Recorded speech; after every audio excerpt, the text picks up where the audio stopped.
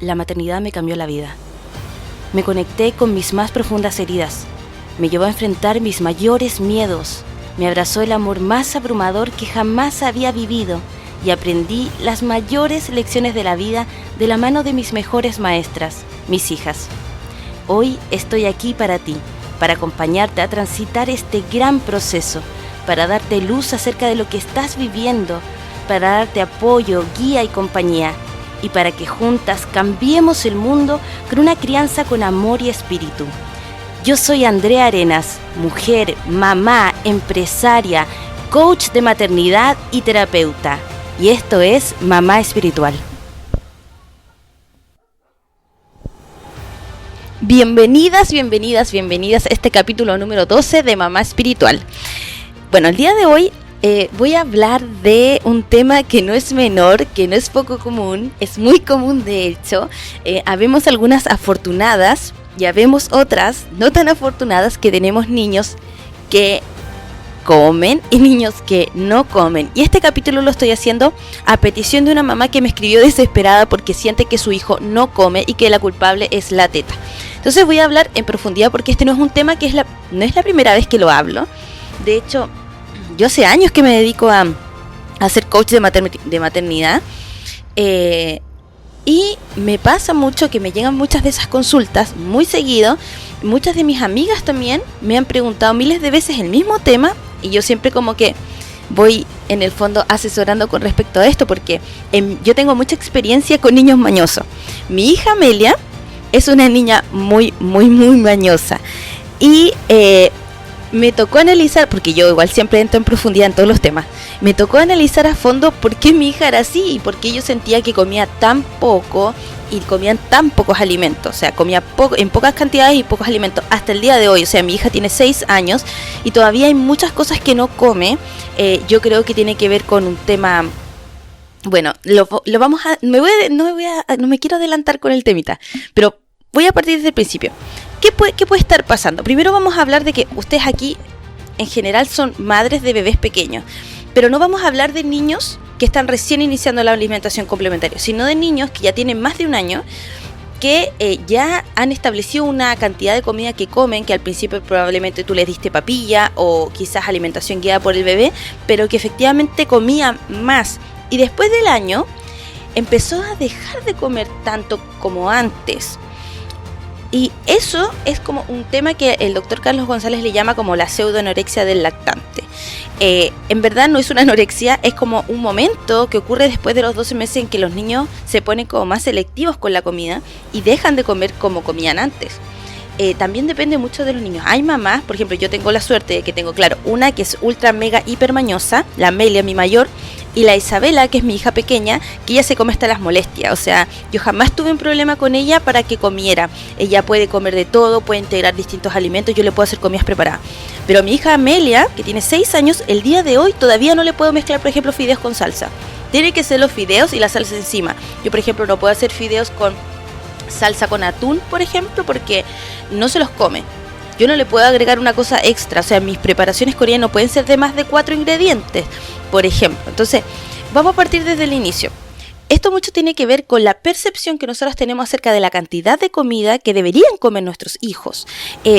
Mucho de eso está auspiciado por mandatos de pediatras o de especialistas que te dicen no, es que tu hijo debería estar comiendo tal cantidad y debería estar desayunando, media colación, almuerzo, un snack en la tarde y una cena en la noche. Y eso es tanta cantidad.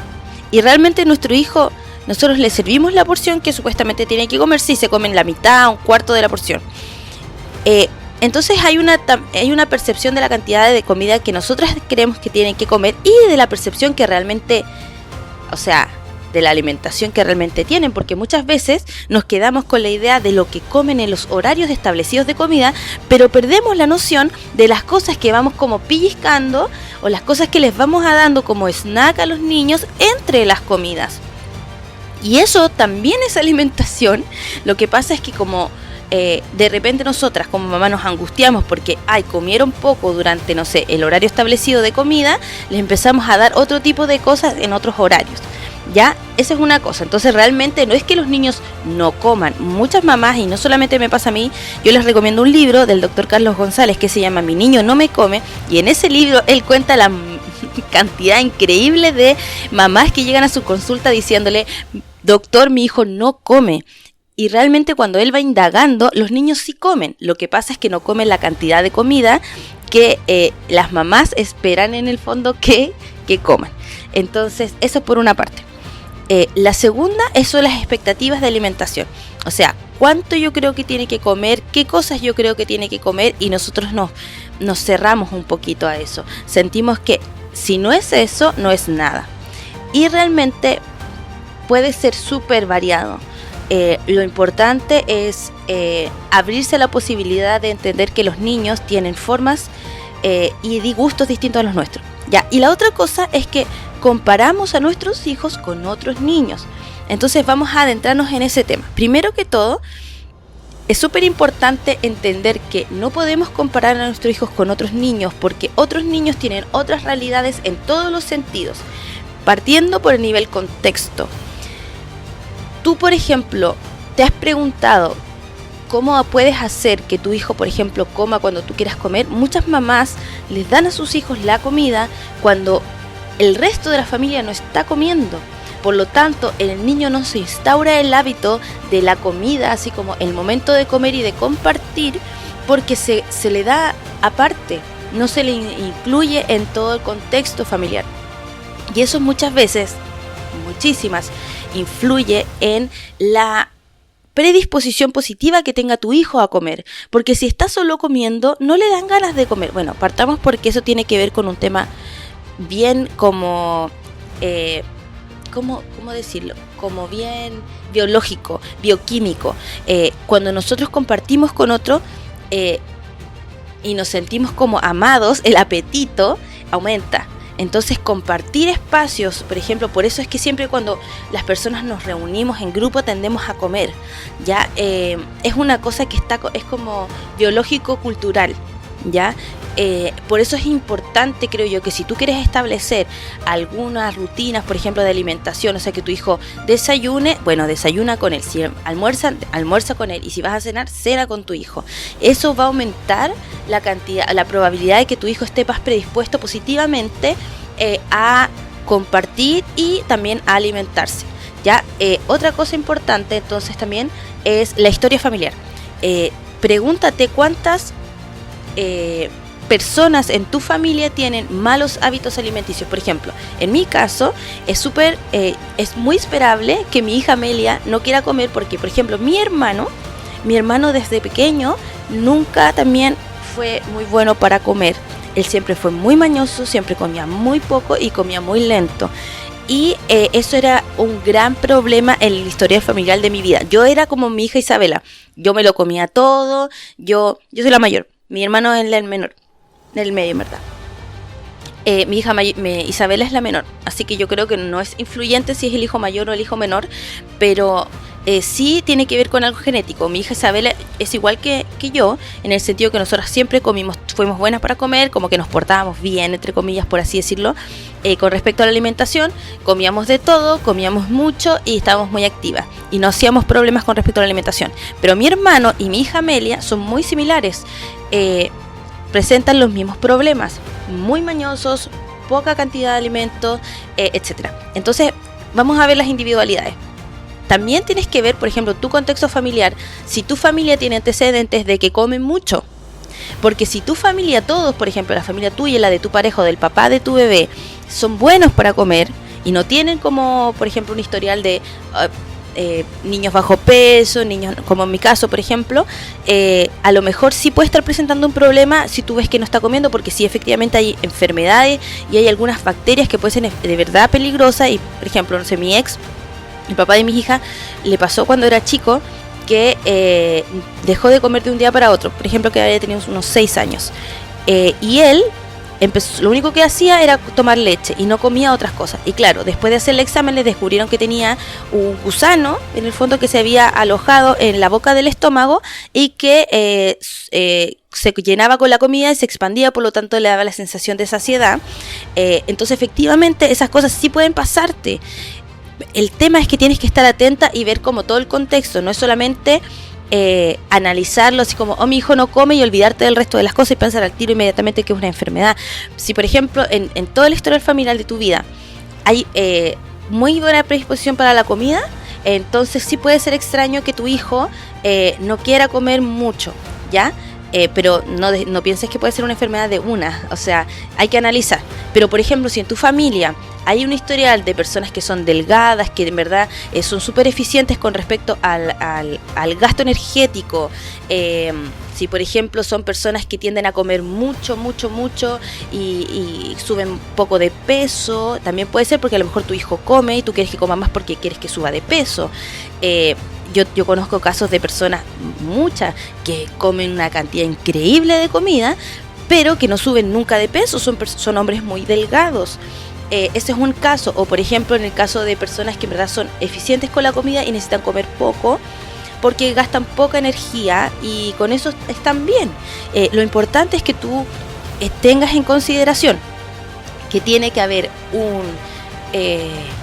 como que algunos síntomas. Si tu hijo tiene energía, tú lo sientes alegre y feliz, bueno, entonces no está funcionando algo mal, ¿ya?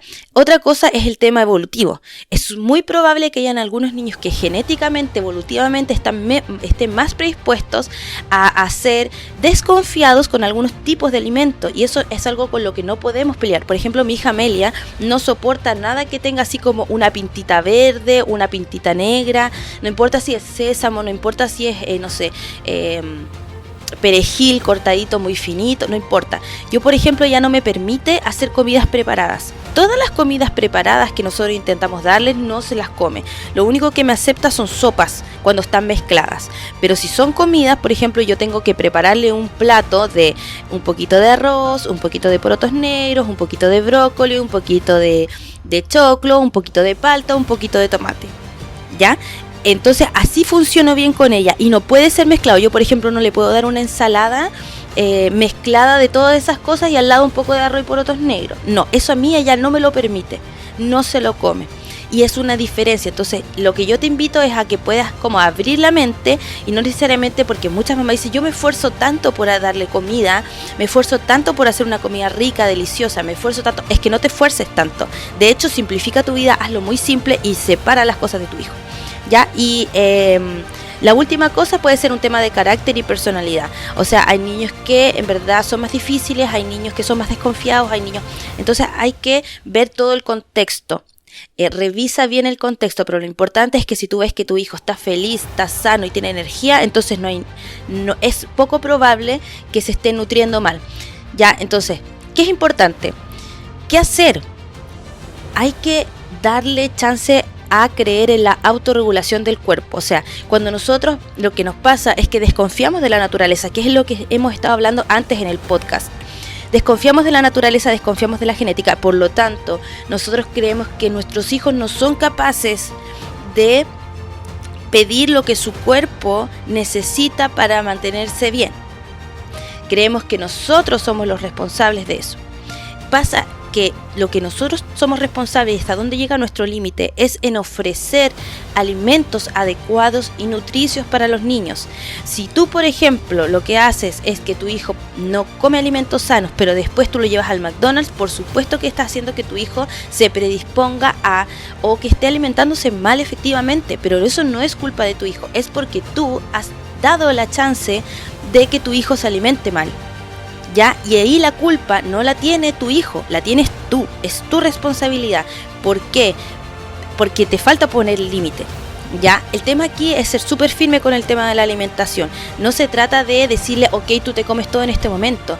Tú durante el día puedes ofrecer durante todo el día, si quieres, la posibilidad de que ellos coman cuando quieran comer, siempre y cuando tú le ofrezcas solo alimentos que son nutritivos. Otra cosa importante, tienes que, para aumentar el chance de que tu hijo coma, tienes que bajar todas las cosas y todos los alimentos que puedan ser, en el fondo, no compatibles con la alimentación saludable, con una alimentación equilibrada. Por ejemplo, si tú a tu hijo le das azúcar, el azúcar es adictiva, por lo tanto tu hijo se va a desesperar, te va a hacer una pataleta y no va a querer comer ninguna cosa que no tenga azúcar. Por lo tanto, elimina el azúcar de la dieta de tu hijo. 0 dulces, 0 galletas. Las harinas refinadas y todas las cosas que sean como refinadas también producen adicción. Los lácteos también producen adicción. Son muy adictivos. ¿Por qué? Porque así como la leche materna, la leche de vaca, necesitan tener ciertas hormonas o ciertas cosas y componentes químicos que vuelvan adictos a los niños, a los bebés, a tomar leche para la supervivencia. Está predispuesto así por la naturaleza. Esta mamá me preguntaba que creía que la teta era culpable. Yo te voy a decir lo siguiente a ti si tú crees que la solución es quitarle la teta a tu hijo. Si tu hijo ya se alimenta mal y tú le quieres quitar la teta, tú le quieres quitar la única fuente de alimentación segura, completísima y complejísima que tiene tu hijo en este momento. Porque la leche materna tiene todos los nutrientes que tu hijo requiere para crecer saludablemente. Por supuesto va a comer otras cosas, pero es muy probable que la leche materna no solamente tenga las grasas y las proteínas, también tiene todos los nutrientes que tu hijo necesita. Por lo tanto, si tú le quitas la teta, tú le estás quitando la única fuente que no solamente es compleja y completa, sino también es la que tiene mejor absorción en el cuerpo del ser humano. No le quites la teta para que coma más. Quítale las cosas que realmente, porque la transición de la teta a la comida va a suceder en algún momento, no te preocupes, va a suceder. No va a ser adicto a la teta hasta que tenga 4 años, 5 años. Eso se alarga con el tiempo, las tomas. Uy, me estoy alargando muchísimo, pero es que es mucha información. Ya, pero lo que te quiero decir es que lo que necesitas sí quitar son las cosas que son perjudiciales para tu hijo. Los lácteos, el azúcar. ¿A qué me refiero con los lácteos? Sí, hay muchos lácteos que son, además de adictivos, porque todos los lácteos son adictivos, tienen azúcares que son añadidos, azúcar o incluso la stevia y ese tipo de cosas. Tienen sucralosa, que también en el fondo es como activan las mismas áreas del cerebro, pero sin las calorías, entonces en verdad no es tan bueno. Lo que yo te invito, sobre todo porque va a haber un dilema con respecto a los lácteos, obviamente por algunos profesionales de la salud, nutricionistas, y aquí es un tema solamente de criterio, porque muchas personas me pueden tratar a mí de descriteriada, porque yo estoy invitando a que disminuyas los lácteos de la dieta de tu hijo. Pero lo cierto es que los lácteos producen muchas cosas que también son inflamatorias. Muchos de los mocos, las congestiones que tiene tu hijo se deben a los lácteos. Y bueno, no me voy a alargar con ese tema, pero ciertamente aquí hay un tema de diferencias como de, digamos, ¿cómo decirlo? Preferencia. Porque también existen muchos nutricionistas que tienen, en el fondo, que promueven la alimentación basada en plantas. Muchos nutricionistas que son veganos. Muchos estudios científicos que avalan que no es necesario el consumo de leche de otros animales para estar bien nutrido. Eso es todo lo que te quiero decir con respecto al tema. Lo que te invito es a bajar el nivel de lácteos, porque es súper probable que si tú no bajas el nivel de lácteos, de todas formas, tu hijo lo único que quiera son comer lácteos, porque los lácteos son adictivos. ¿Ya? Entonces, eso es por una parte. Si tú sientes que tu hijo, de todas formas, con todo lo que yo te dije, no está comiendo, consulta igual con un especialista, ¿ya? Estudia también las necesidades nutricionales de un ser humano para que te quedes tranquila. Por ejemplo, no necesitas todos los días comer carne o comer proteína. Sí puedes comer día por medio, cada 3 días, porque el cuerpo lo va absorbiendo y lo va liberando de una forma que no es inmediata. Por ejemplo, puedes comer, para hacer la proteína no necesitas comer en este momento arroz con porotos negros, pero sí puedes comer arroz hoy día y mañana porotos negros, y de todas formas vas a generar la proteína, ¿me entiendes? Ya, es importante que lo estudies. No te puedo decir todo yo, estúdialo tú, sé la protagonista de tu vida y toma el poder de eso. Y otras cosas súper importante es generar una rutina y ritmos de alimentación. Lo que va a facilitar que tu hijo coma más es que tú tengas un menú semanal en los que todos los lunes, por ejemplo, coman fideos, todos los martes arroz, todos los miércoles quinoa. Trata de integrar los 7 cereales, que es lo que promueve la pedagogía Waldorf y también la antroposofía con respecto a la alimentación, que son en el fondo los cereales que necesita el cuerpo para como su correcto funcionamiento, ¿ya? Pero por ejemplo, lo importante es que todos los días tenga rutina, cosa que tu hijo facilite también el proceso de, ok, por ejemplo, mi hija la Amelia siempre me exige los lunes, pero mamá, los lunes son de fideo, yo no puedo cambiar esa rutina. Me facilita que ella coma, porque ella sabe, por ejemplo, que si no le gusta mucho la quinoa, el miércoles es quinoa sí o sí, y es lo que hay para comer. ¿ya? Entonces los ritmos facilitan como la predisposición de los niños a comer otras cosas. También las rutinas, como yo te decía, permite que tu hijo coma lo que quiera durante el día, te aseguro que se va a regular en algún momento, pero trata de comer con él. Y la otra cosa, como también les decía antes, simplifica la alimentación. Si tu hijo no está comiendo, ve que trata de poner mucho menos al niño, prepara comidas muy simples, prepara comidas separadas, o sea, separa las verduras, no las mezcles, hazlas crudas porque tienen los nutrientes, alíñalas como le gustan a tu hijo, lo más simple posible. Anda probando ese tipo de cosas y separa las comidas y ofrécelas de esa forma. Anda viendo qué le gusta a tu hijo y, por ejemplo, si hay algo que no le gusta, por ejemplo, a mí, no sé, no me gusta el plátano. Bueno, ¿qué? Si el plátano me entrega potasio, ¿qué puede reemplazar el plátano si a mi hijo no le gusta el plátano? ¿Me explico? También hay muchas recetas que son súper buenas y alimenticias para nuestros niños que a lo mejor no te gustan de una forma. Por ejemplo, a mí no me gusta el plátano, pero me gusta la leche con plátano. Entonces, soy capaz de comer leche con plátano. Ahí lo importante es variar, pero con toda esta perspectiva que yo te dije y te dice acerca de la alimentación. Bueno, me alargué demasiado, hice 20 minutos de un capítulo porque yo sé que era para muy largo, pero quería darte todos mis tips y la información en el fondo que yo he recopilado a lo largo de mis años como madre, sobre qué es importante. Hay un libro que te recomiendo si tú eres vegetariana o vegana que se llama Niños Veganos Felices y Sanos, y ese libro incluso para las madres que no tienen hijos veganos o que no piensan consumir ese tipo de cosas, igual se los recomiendo porque, bueno, como ya saben, es súper importante bajar el consumo de carnes para en el fondo disminuir el impacto en el cambio climático.